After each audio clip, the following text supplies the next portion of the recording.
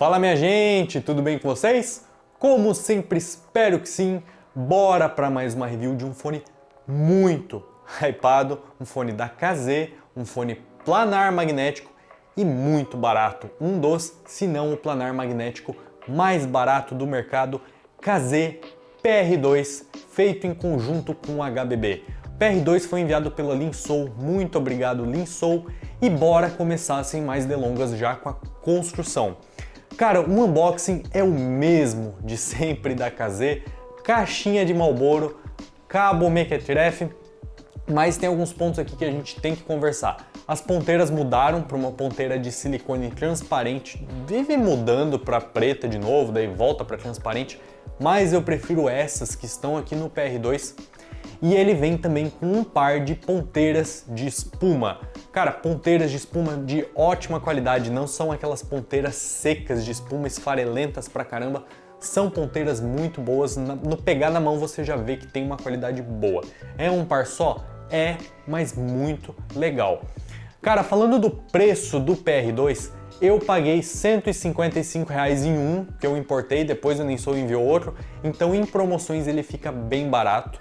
Mas atualmente, no dia de hoje que eu tô gravando essa review, ele custa R$ 240, tá?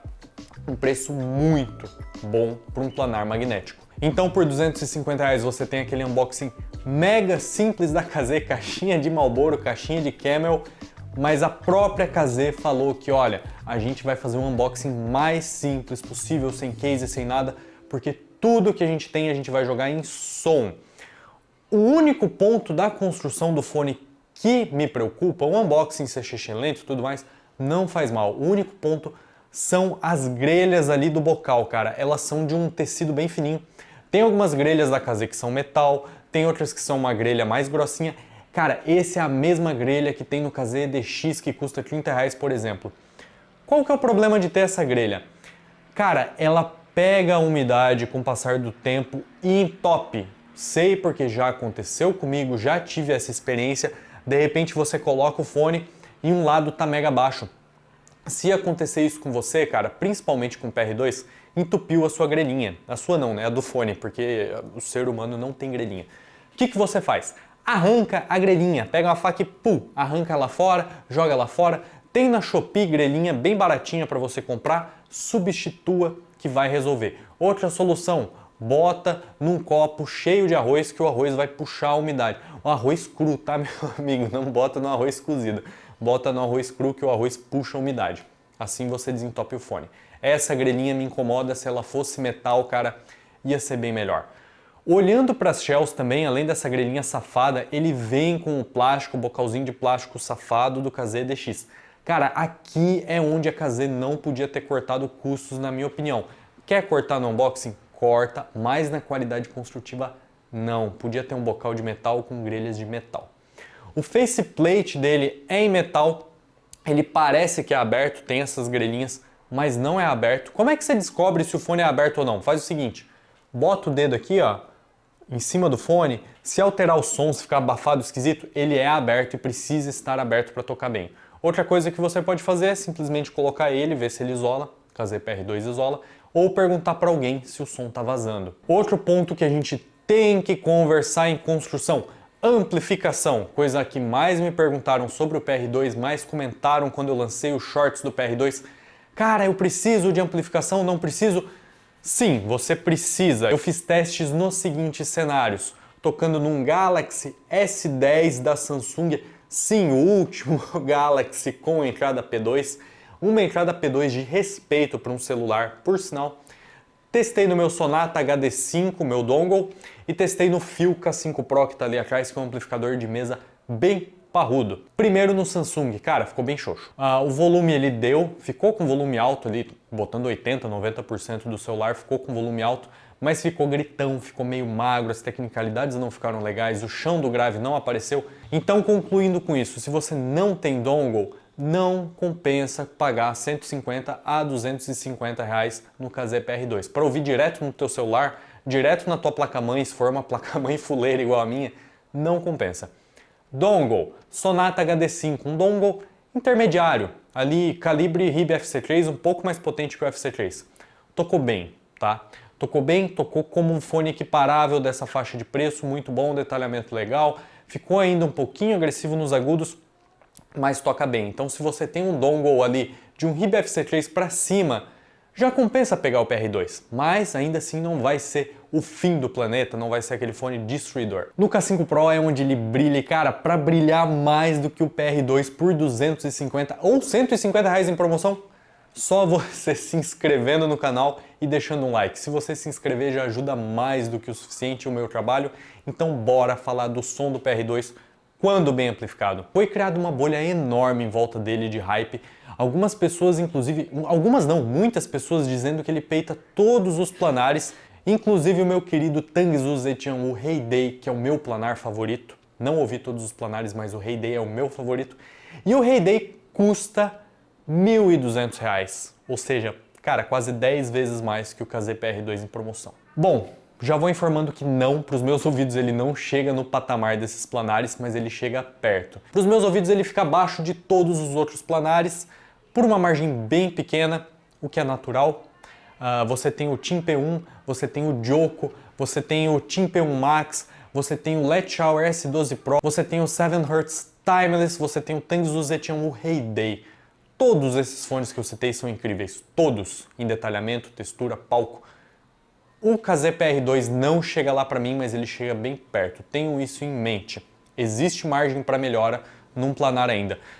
Mas cara, é incontestável que ele tem aquela sonoridade de planar mega texturizada, bastante chão no subgrave, custando uma fração, então bora começar falando dos graves, que é a parte que mais interessa para quem quer um planar. Que é incrível para faixa de preço, cara. É o melhor grave na faixa de preço, na verdade ele peita, como eu disse, chega perto dos planares, custam o dobro, às vezes o triplo dele.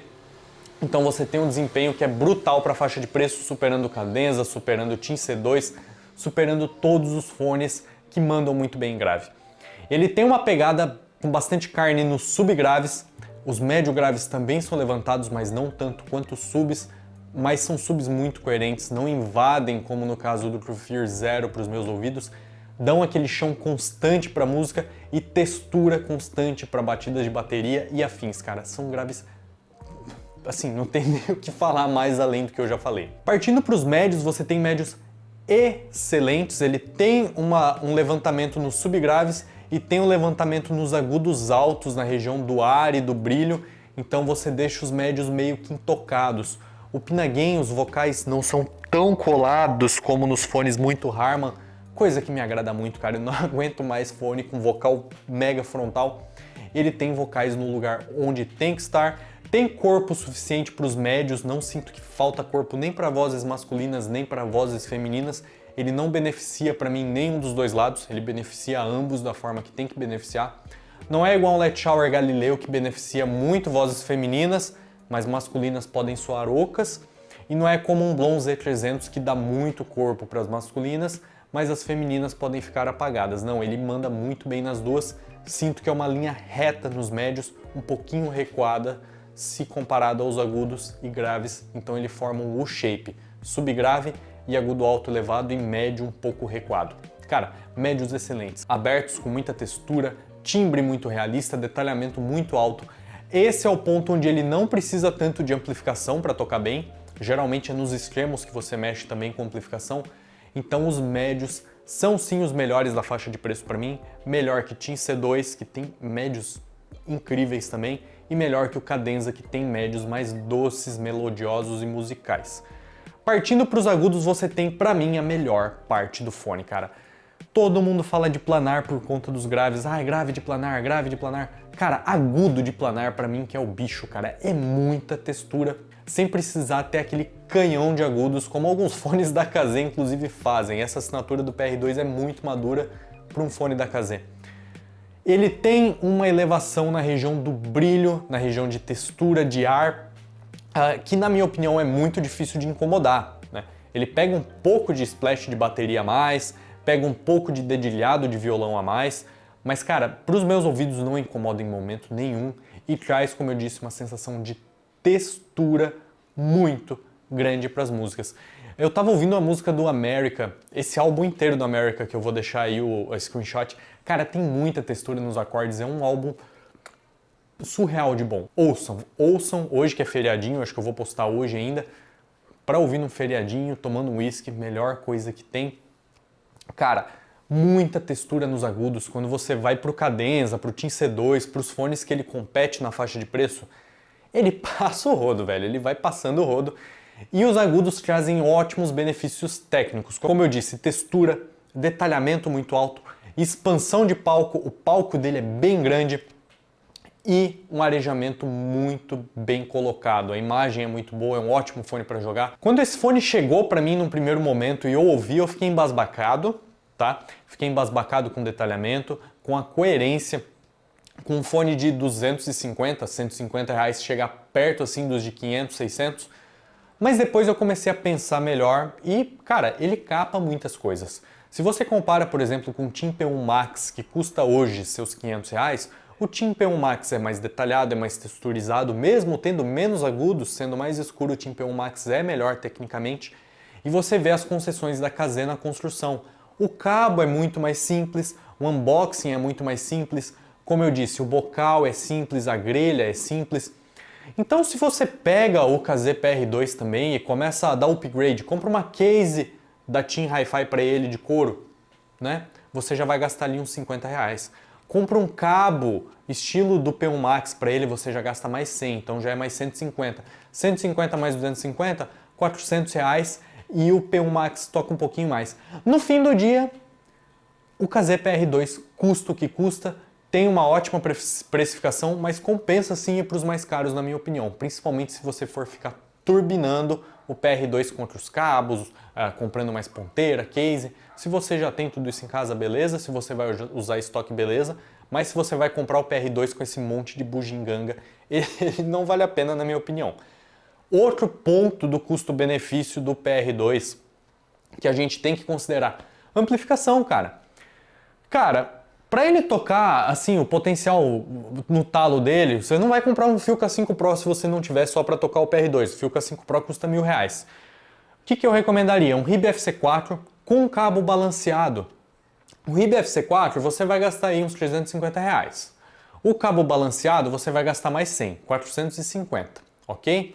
Mais 250 do fone é 700 reais. 700 reais você compra um Icon H10. O Icon H10 é bem melhor já que o PR2 em tecnicalidades, construção e tudo mais. Então, cara, assim, resumindo, sim, é insano que esse fone toca por 250 reais, mas a partir do momento que você não tem amplificação em casa ou que você vai ficar trocando cabo, ponteiro e tudo mais dele, na minha opinião ele começa a perder o sentido. Agora, se você que está aí em casa, cara, tem um donglezinho legal, né? Não vai trocar o cabo, ou se você já tem cabo em casa, não vai botar case, ou se você já tem case em casa, cara, não tem custo-benefício maior e, na minha opinião, ele superou o Single ATR500 em custo-benefício nesse cenário. No cenário que você tem que comprar amplificação e tudo mais, não. Então esse é o meu veredito sobre o PR2, é um fone que tem um custo-benefício muito alto em um cenário e não tão alto, na minha opinião, apenas justo em outro. Cabe a você decidir se vale a pena ou não comprar ele e se você tem já amplificação e tudo mais. Se você tiver, vai, cara, vai que o fone é muito bom. Se vocês gostaram, curtam, comentem, compartilhem, se inscrevam, que é o mais importante, e eu vejo vocês na próxima review. Fui!